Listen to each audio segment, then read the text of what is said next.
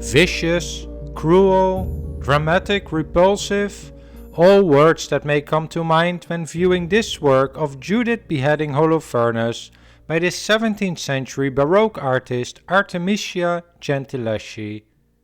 It shows the biblical story of how the Israelite Judith protects the people from her town against the Assyrian army under the lead of Holofernes. They got him drunk before killing the Assyrian general. Many people have been surprised to see such a violent painting from a female artist. We would expect something like this from an artist like Caravaggio, who indeed also painted this subject in a violent way. But how is it possible that Artemisia painted this?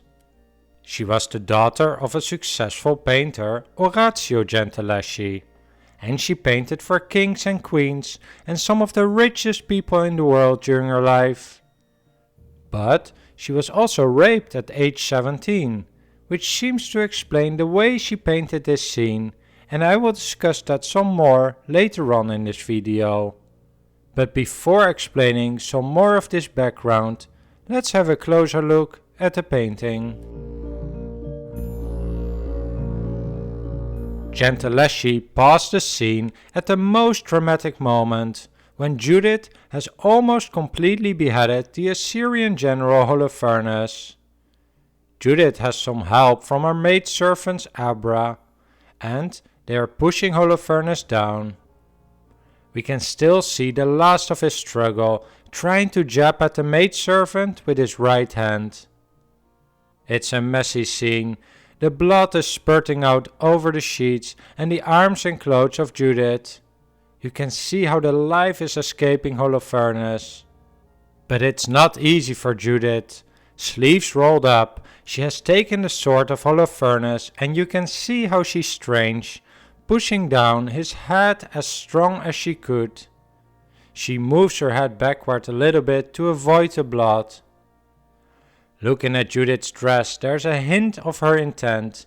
The low cut of her dress was intentional, as she had to come to the camp of Holofernes to seduce him.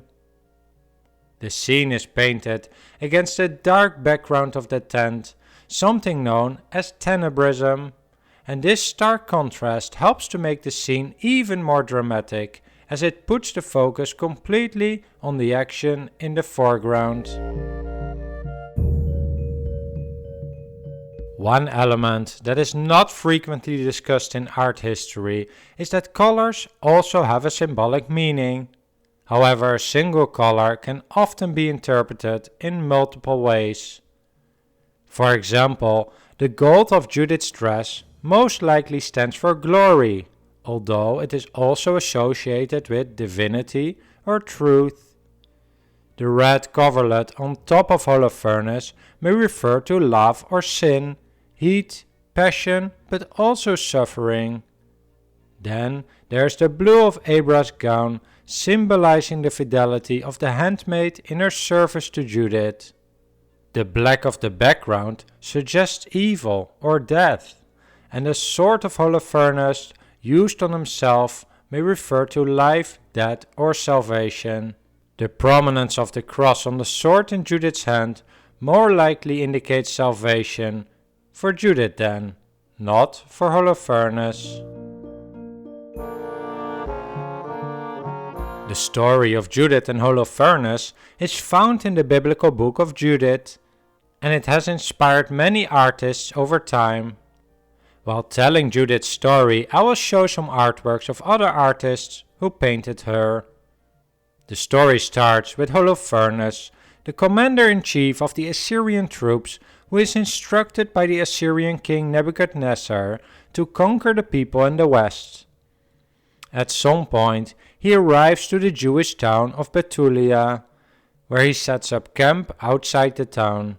The town was besieged with the water supply cut off, and the townspeople wanted to surrender to Holofernes to save themselves. But then there's Judith, a beautiful widow. She is upset with her Jewish countrymen for not trusting God to deliver them from their foreign conquerors. She goes with her mate Abra to the camp of the enemy and slowly builds a relationship with Holofernes, promising him information on the Israelites. By gaining his trust, she is allowed access to his tent one night as he lies in a drunken stupor. She decapitates him, then takes his head back to her fearful countrymen. Having lost their leader, the Assyrians flee and Israel is saved. In 1611, when Artemisia was 17 years old, she was raped by the 33-year-old artist Agostino Tassi. Now, one common solution to rape back in the day was that it was decided that the two had to marry, and the sexual relations between Tassi and Artemisia continued. But when the father of Artemisia, Orazio, got into a financial dispute with Tassi 9 months later, the promise of marriage was retracted and Orazio filed charges against Tassi. What followed was a very public and humiliating trial which lasted 7 months. As Tassi had a bad record, he was eventually found guilty and sentenced to prison, though the sentence was never carried out. Not surprisingly, this whole event had a big impact on Artemisia's life, and it inspired her to paint women as powerful characters in her paintings. Gentileschi painted actually 2 versions of Judith Beheading Holofernes. The first version was painted in 1612 or 1613, when she was 20 years old, just following her rape and the trial.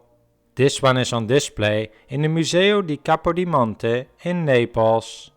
And the second one, painted at age 27, is in the Uffizi Museum.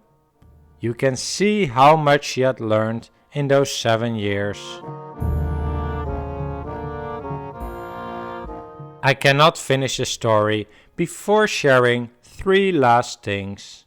The first one is that Artemisia's work is clearly inspired by Caravaggio, whose version of Judith and Holofernes we can see here. Artemisia's father Orazio was 8 years older than Caravaggio, but his work was strongly influenced by Caravaggio's innovative style as well. Orazio and Caravaggio knew each other, and it is very likely that when Artemisia was still a girl, she would have met Caravaggio.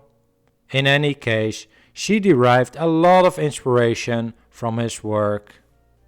Another thing I will have to mention before finishing is that in both paintings, the portrayal of Judith is considered by many a self-portrait of Artemisia.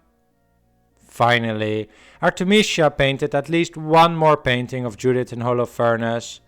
Here, the deed is already done, and the maidservant is wrapping the head of Holofernes in a cloth.